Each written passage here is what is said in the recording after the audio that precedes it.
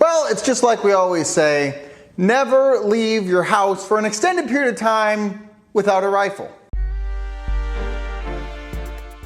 Hey everyone, Dylan Schumacher, Citadel Defense, and we are here today to go through a little kit that I put together when I was leaving my house for a vacation. So, took my family on an extended road trip for a couple weeks this summer, and I don't like leaving my state without a rifle because I'm just a weirdo like that. Maybe you can't even leave your house with a rifle because you're more weird than me. But in any event, I put together a little kit here that had to travel with me and my family. I had limited space to work with, but I really wanted to be able to bring something that was a rifle because, like I said, I don't like leaving the state without a rifle. That feels weird to me. I like the comfort of being able to have a rifle, so if things get super weird or whatever, you know, I have that option, shall we say. So without further ado here, let's go down to the tabletop. Let's take a look at it. This isn't something like, hey, you should do this exactly. This is more descriptive than prescriptive, but hopefully it'll give you some ideas of something that you may or may not be interested in building for yourself and your family. So first off, this is just some random bag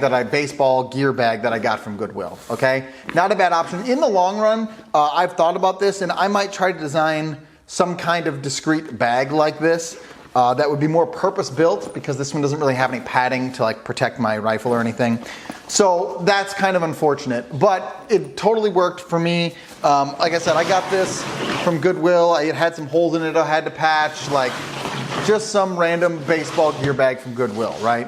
There's nothing tactical looking about it, which is great for just kind of blending in with the rest of my stuff, and that's why I chose it. So you should also choose that. So, first thing is first here, we're going to set that aside. We'll come back to that. So, rifle, okay? This is just a 16-inch rifle, no can, no nothing. I chose a 16-inch rifle because, of course, it's legal wherever I go. I don't have to worry about suppressors or paperwork or state lines or any of that garbage, right? I can just have a normal rifle. So, that's why I chose that. I was going through a couple different states over a couple different weeks. I didn't want to have to bother to figure out all the different nuances about, this and that and paperwork and traveling and blah, blah, blah. So, easy 16-inch gun that I know works. Nothing really special going on here, okay? Second thing, and I think the more interesting thing, this is our Minuteman bandolier. So I took this and just added some stuff to it, right? So on the front you have the 6 mags, right? So I took 6 magazines, because that'll be more than I would ever need, and so I'm happy to have that. And then on the back, because it's all MOLLE on the back, I have a GP pouch here, and this is where I stored my ears, because I wanted to have ears with this, because again, rifle big loud, right? So we want to have some way to protect our hearing. So I wanted to keep the ears with the kit. That was important to me, and not have them floating in the the rifle bag or anywhere else. But I wanted to have one thing that I could grab and go, and I have everything I need to support myself and the rifle to be able to move, fight, whatever. So ears were important to me, and I wanted a way to attach them to the bag. Threw on a canteen pouch, used it as a GP pouch. That worked great, honestly. Even when I would stage the rifle at night, when we were staying in Airbnbs and stuff, I would get the ears out, set them next to the rifle so that I'm all ready to go. But I found this to be a super, super helpful solution to always have ears with it. This is an IFAK. This is from Dark Angel Medical. If you've been following this channel for any length of time, you know that I'm a big fan of Dark Angel Medical kits. So this is their IFAK tourniquet here. There's also one on the rifle here, right? So we have 2 tourniquets with us, and then medical scissors, right? And then last, but certainly not least, I have a bayonet.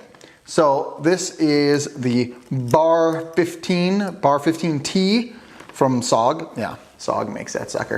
But I thought, hey, I'm bringing the rifle. It has a bayonet lug on it, and I need a knife anyway, so why not bring the one that does the fancy clicky in here, right? Because then I can have a bayonet, and that's just cool. There's just a really cool factor to that. So of course I took that one because it makes sense. I'm always a big fan of having a blade. I will say at a couple of Airbnbs I actually had to use this knife because the cutlery was so bad for cutting vegetables and stuff that I ended up getting this thing out. Not the best cutlery knife, but it did work. It certainly worked better than the stuff that they left me there. So this is a real simple, real easy kit, right? What I really liked about this is that it fit in that bag, so I was able to fit it in with all our other stuff that we had to bring, our coolers and clothes, and I had to bring my work computer and all my stuff, right? It fit in with everything. Ultimately, it's a really small package, and then because it's a rifle plus 6 magazines, it gives you a lot of different options. So, big fan of this kit, worked out for me. If I had to ditch something when I'm traveling next, I would probably just ditch this whole kit because, again, how much space it takes up versus how likely you are to actually need it, right? Not high. However, if you have the room, I suggest making something like it because it gives you a little bit of peace of mind when you're on longer road trips. Hope that's been helpful. Hope that gives you something to think about. Hope it helps you think about your own little fancy travel rifle kit or something like that. Do brave deeds and endure.